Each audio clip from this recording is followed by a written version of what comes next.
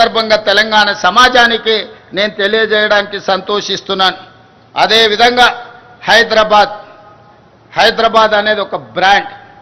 ఈ బ్రాండే మన యొక్క ఇమేజ్ ప్రపంచ స్థాయిలో. అందుకే హైదరాబాద్ గేట్వే ఆఫ్ వరల్డ్గా తీర్చిదిద్దాలని ఈనాడు పూర్తి స్థాయిలో మన ప్రభుత్వం ప్రణాళికలు రచిస్తుంది. దాంట్లో భాగంగానే హైదరాబాదు మహానగరం మన బలం, మన బ్రాండ్. ఈ బ్రాండ్ను భవిష్యత్తులో ప్రపంచ వేదికపై సగర్వంగా నిలబెట్టే దీర్ఘకాలిక ప్రణాళికలను రచిస్తున్నాం. 2035 నాటికి తెలంగాణ $1 ట్రిలియన్ ఎకానమీగా, 2047 నాటికి $3 ట్రిలియన్ ఎకానమీగా ఎదగాలన్నదే తెలంగాణ ప్రభుత్వం యొక్క లక్ష్యం. అది సాధించిన నాడు భారతదేశానికే కాదు ప్రపంచానికే హైదరాబాద్ గేట్వేగా మారుతుంది. ఆ దిశగా మొత్తం రాష్ట్రానికి మేము మాస్టర్ ప్లాన్ తయారు చేస్తున్నాం. అంతర్జాతీయ ప్రమాణాలతో కూడిన మౌలిక సదుపాయాలతో హైదరాబాద్ తెలంగాణ ఉండాలన్నది మా ప్రభుత్వం యొక్క సంకల్పం.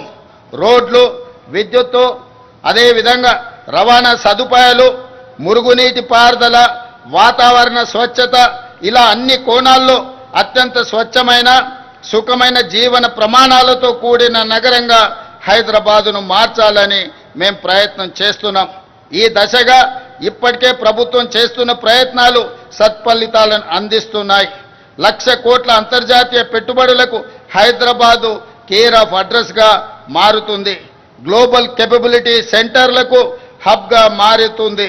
హైదరాబాదు నగరానికి వచ్చే 100 ఏళ్ల తాగునీటి అవసరాలకు శాశ్వత పరిష్కారంగా గోదావరి జలాలను తీసుకువస్తున్నాం.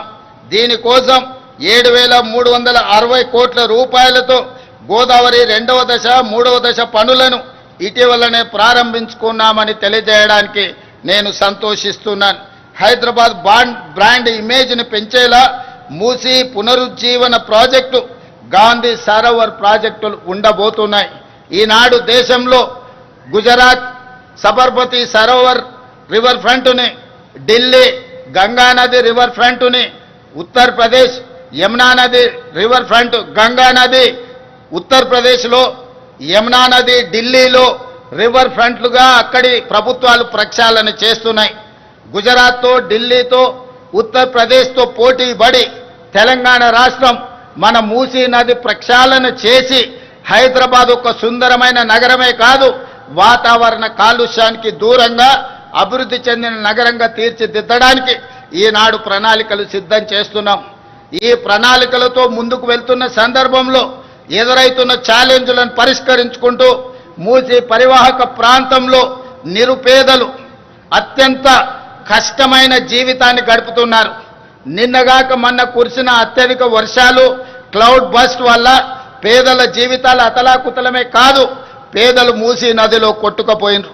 దీనికి ప్రధానమైన కారణం ఎక్కడ నివసించడానికి అవకాశం లేక హైదరాబాదు నగరంలో జీవనాధారం కోసం వచ్చిన వివిధ ప్రాంతాల వాళ్ళు మూసీ పరివాహక ప్రాంతంలో గుడిసెలేసుకొని జీవనం సాగిస్తున్నారు. ఈ గతంలో జరిగిన తప్పిదాల వల్ల ఈనాడు ఆ పేదల జీవితం దుర్భరమైంది. ప్రజలు కొట్టుకొని పోతున్నారు మూసీ నదిలో. అందుకే ఆలోచన చేసి మూసీ పరివాహక ప్రాంతంలో ఉన్న పేదలకు మంచి జీవన ప్రమాణాలు కల్పించే అభివృద్ధిని చేయడమే కాదు, మూసీ పరివాహక ప్రాంతాన్ని కూడా అద్భుతంగా తీర్చిదిద్ది ఒక ఆర్థిక వ్యవస్థగా, ఒక నైట్ ఎకానమీ.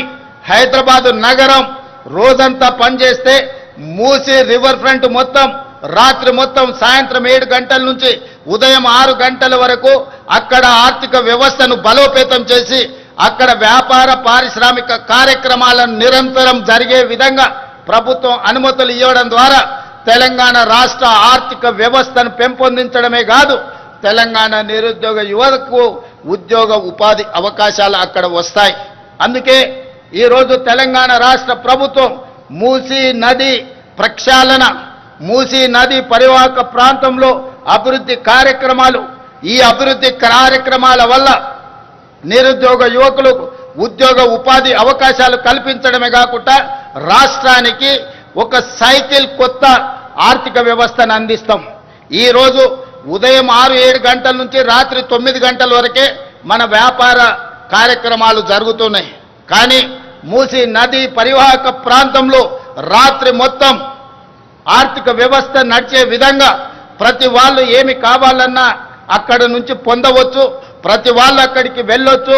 ప్రపంచ పర్యాటకులను ఆకర్షించే విధంగా మూసీ నది పరివాహక ప్రాంతాన్ని ఈరోజు అభివృద్ధి చేస్తాం. ఇదే కాదు, హిందువులకు సంబంధించిన దేవాలయం కావచ్చు,